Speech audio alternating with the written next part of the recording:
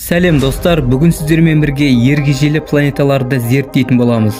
Ергежейлі планеталарда күнді басқа планеталар секілді айналып жүреді. Алайда айналасына жарық шығармайды. Халықаралық астрономиялық одақ 2006 жылы ергежейлі планеталар деген терминді қабылдады. Сол жылдың күн жүйесінің 9-шы және ең шеткі планетасы саналған Койпер жолағынан жанында айналып жүретін Плутонның статусы да ергежейлі планета деп өзгертілді.